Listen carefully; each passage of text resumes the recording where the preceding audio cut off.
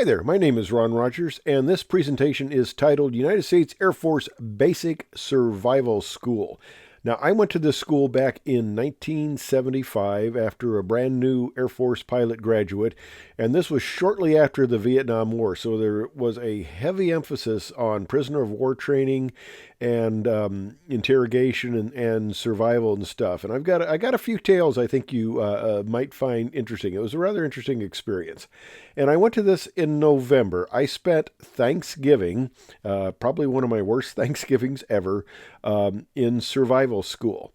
Now, this was in Washington State. Now you see this sign. It's a modern sign. That's the new Air Force symbol. We still wear the old Air Force way back then without the fancy signage. Okay, we're up in Washington State, Fairchild Air Force Base in Spokane, Washington. November. It's cold. It's not very pleasant. A friend of mine had just been through survival school, so he's telling me a little bit about it.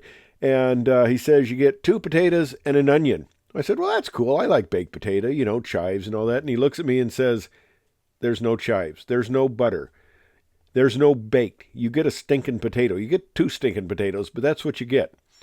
Okay, yeah. Well, interesting as that was, I had 2 potatoes and an onion. Talk about camaraderie. Somebody stole one of my potatoes and my onion.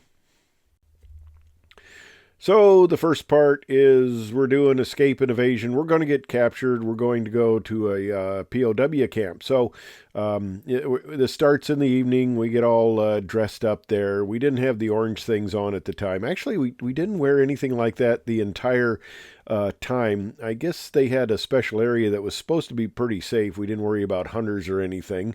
They said not to leave, not to cross any highways because you would be going out of the area. But one lieutenant colonel decided he's going to cross the highway, and he got really lost and finally went into a little store and called the base, and they picked him up and put him back where he should be. But yeah, he got lost. But anyway, we got all suited up with the blackout face and stuff like that. And part of the deal was you were going through this area that was all booby-trapped with flares and little percussion-type explosives and that, and you're going to set this off, and you're going to be captured during the thing. Well, everybody was going to be captured. So I said to a friend of mine, I said, well, let's just hold back. Let's let everybody else set off all the flares and stuff, and we'll just kind of come in the end and get captured at the end. So we let them, we were watching all the little things, flares and explode and that. And then we kind of came up through there and then got captured, as it were. Now, of course, this is right after the Vietnam War, so they had a lot of information from the POWs on various interrogation techniques and that, and that I can't really talk about because we were told it was classified because it is valuable information on what they did, how they did it, and what you're supposed to do on countering it, but it was an interesting experience, and in my mind I said, well, this isn't real, but man, did they get in your head. You were you didn't sleep, which is a good way to really get in your head and mess you up. You were up almost the entire time, several days, and it was intense. It gave me a respect for the POWs who really went through this because that was intense. I sometimes question how these people had the stamina to go through this. Man, it was tough, and newfound respect for anybody who was an actual POW. And I think the Air Force did a good job in this training because even though you kept telling yourself it wasn't real, man, they got into your head. And I could see a couple of people actually, they were into it. They didn't want to be into it, but they were pretty much feeling like this was for real. Yeah, it was good training. Well, the next part was a 1-week excursion out in the wilderness, and like I said, they gave us 2 potatoes, an onion, and a couple of cans of sea ration, and we were supposed to forage for the rest to survive. And they taught us a lot of training techniques and survival techniques, and of course that's what the whole thing is about. It's survival. We had a good bit of classroom before we went out in the actual wilderness, and I must admit it was actually Washington State is a very beautiful place. And they taught us about, making fires and preparing firewood and stuff like that. Well, one of our guys cut himself with an axe. and in his leg while he was trying to chop wood, and he did a pretty good gash. So they had a medical facility, and they took us. I and another guy helped him to the medical facility because we had to kind of cradle him because he couldn't walk very well. The one leg was cut pretty bad. So we take him to the medical facility. It was a medical facility. It was a little tent out there, and they had a little fire going, and they had their Jeep there, and they had taught us to forage food no matter how. Never pass up an opportunity for food. And I really feel bad about this because the medics who helped bandage up this guy, they had a little bag of cookies that was sitting in the back seat there of the Jeep. And it had the price tag on. They had just gotten them. They were still warm. I saw the cookies and I thought, well, they said to forage any way you could. And I brought them back to the rest of the camp, and each of us got 2 cookies. I still feel bad about that to this day, that I stole the poor medic's cookies, but they were the best oatmeal cookies I've ever had in my life. Now, some of the interesting aspects about the area we were in is the woods were dense, absolutely dense. And of course, the trees were all covered in snow, and you couldn't help but brush against something.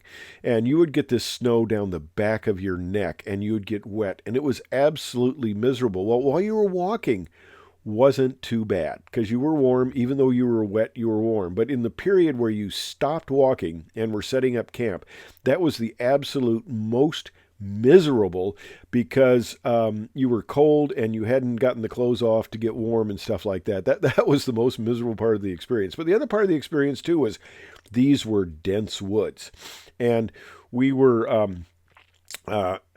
supposed to go from point A to point B during a day. Every day we had a certain distance we had to navigate. We had to determine use procedures to get from one checkpoint to the next. We had a compass in that. The guy with me was a backseater, a nav. He was actually a weapon system operator, but they called him navs. But he didn't want to navigate, so I was the pilot doing all the navigating. But it was kind of fun because they were part of this was they were trying to catch us too, and it was part of the training.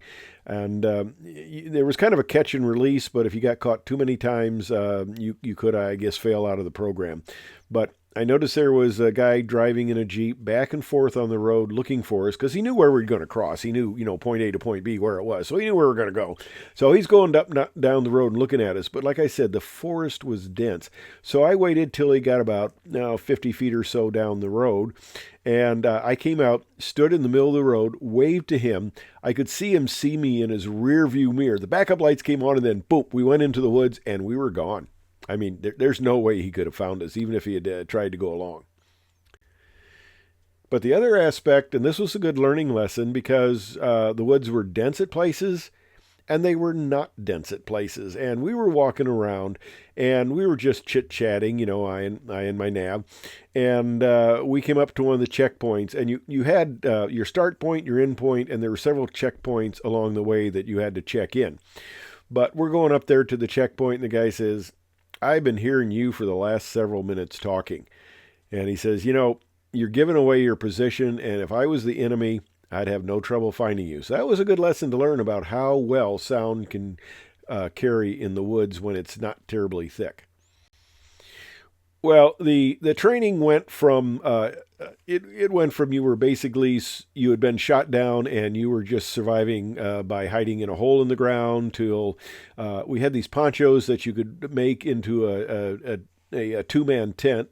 They snapped together. You took it off. In the center of the thing, where the X kind of goes through there, is where you stuck your head through, and then you put these things together, and you had yourself a little tent. You still slept on the ground, but and it continued to get better until at the end part, you were actually in kind of a safe house where you actually had more secure tents and that. And we actually had a potbelly stove, and I'll tell you that story in just a second.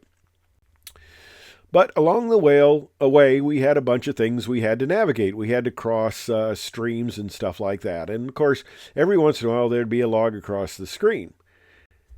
And they said, no, you don't walk across it. If you do that, you can slip and fall. What you do is you want to get down on your crotch and kind of shinny across. Well, Angus was a woodsman. He wasn't going to do that. He was just going to walk across. Well, we're out. It's in the wintertime. There's a lot of snow around. These logs get pretty slippery, and Angus slipped, and he went down. His flashlight started to come off. He hit his crotch, landed on his crotch, and that was rather painful. And because he had tried to grab his flashlight that fell into the water, never got the flashlight back, he was off balance and he rotated and fell headfirst into the stream and, of course, got soaking wet. And we ended up rescuing him, but that was after we got done laughing. Yeah, poor Angus. And then we had a smaller stream. And I'm there with a good old boy from Kentucky, okay? And he says, "Hey, we can get some trout." And I go, "What do you mean? That stream, there's no trout in that." He goes, No. Where you got the part where it kind of falls off, the trout like to go down there. And I go, "Really?" What he does is he reaches his hand down, he grabs a trout. Now, these were not big trout. This is about actual size, maybe even a little bit large. They were small. And he reaches down, he grabs it and pulls it out. And I'm going, "You got to be kidding me." He hands it to me and says, "Here, you take care of it." So I ended up cleaning it, putting it on a stick. We had a little fire that night, so we cooked them. He reaches down, he gets a second one. And I got it and we put it on a stick. And there are 10 of us, okay? So we got cooked trout on a stick. Now, I must say, that is the best trout I've ever tasted in my life, because at this point we're about 3 or 4 days in and all of us are just absolutely hungry as hell. We've had very little to eat and we've done a lot of physical exertion. So I take a bite of the trout and I pass it. Well, I think we had a lot of city boys because they didn't want to take a bite of that trout on the stick, and they passed it. And I'm going, "My gosh, you got to be kidding," because the one thing they told us in survival school is you will get to a point where you will eat just about anything. And this was quite a delicacy. I mean, this was good. I actually got, out of fish that were slightly smaller than this, 2 of us, I got actually 2 bites out of this because I took the first bite, passed it, and it came around to me a second time. Pretty amazing. Now, this was in Washington State, and the mountains were amazing. I got some sightings at pretty great distances, and it was amazing. I would look on the map and I'd go, "Really? That peak is that far away?" Well, as we went on, we got farther and farther into it, and we got to the more advanced camps, and we each got the more advanced kind of tent. And they say don't volunteer for anything. Well, I volunteered to get the firewood. And I did this because I was going to make sure we stayed warm. We were only supposed to get 4 logs, and somehow I left 5 when we were done. I procured maybe more than I should have, but we were supposed to take and start the fire from nothing, with our little flint and stuff like that. And everybody, all the trainees were officers. The people training us were enlisted people, and although they were the instructors, there was still this respect of, officer enlisted. So they if you did something, they were a little hesitant to push back because you were an officer, even though we were just a measly second lieutenant, but we were officers, So I decided, I'm looking at that. I'm tired. I'm not going to get out my flint and start a damn fire. So I decided it's better to beg forgiveness than ask permission. I took my little survival shovel. I went up to their main area where all the instructors were sitting around warming themselves, and they had a fire that was going and a bunch of coals in it. And I took my shovel, I reached in, I picked up a bunch of coals, I walked back, I threw it in the little pot-belly stove with the wood and started the fire. Nobody ever said anything. Of course, the other thing we had to learn was guiding helicopters in to pick us up. This was quite interesting because the woods are very dense, and you could sort of hear it. We had a radio, our survival radio, and we're supposed to give him turns and stuff. And the deal was that you would tell him, you would guide him in, and as he'd come over the top of you, you would tell him he was over the top, and he would remember that spot. He'd come back around and pick you up. And, of course, tree man penetrators, they can pick up a static charge. You do not touch it until it touches the ground. And they'd pick you up in the helicopter, and you were rescued. Now, towards the end of this, I had a problem with my boot. I had tried to outsmart things, and I had put some pads in the bottom of my combat boot that we walked in, and in the process, I had pushed this pad up to the toe part, so my boot was now short, and my heel was cutting into the back plate on the boot. And on the last bit, the last day, second to the last day of this, the pain in my heel was so great, I virtually couldn't walk. And my nav buddy was kind of supporting me on his shoulder as I walked into the final checkpoint.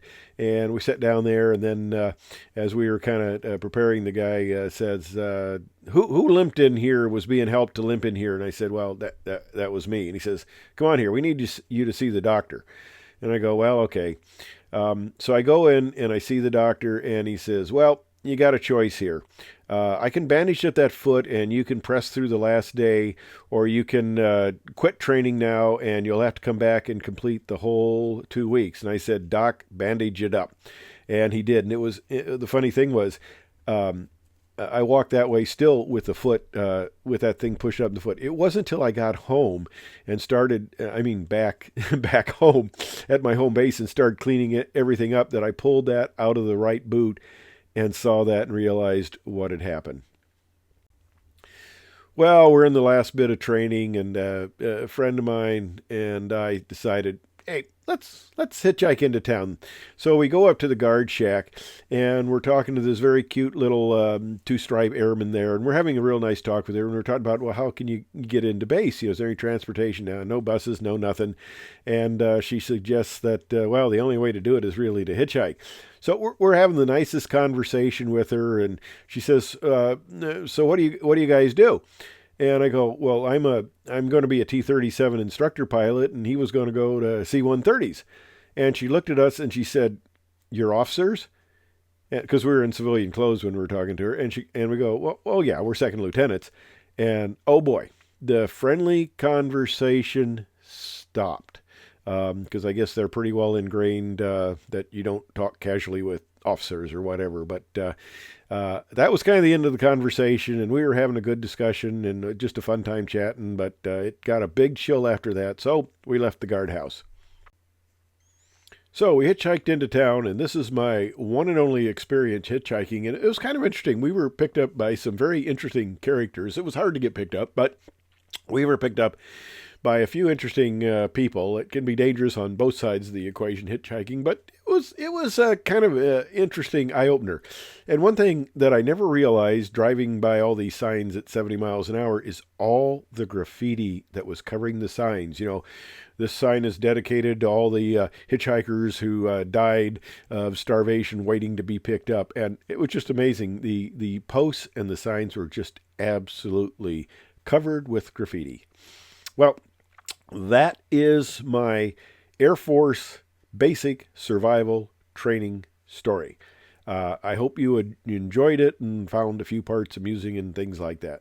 So anyway, hey, thanks for watching.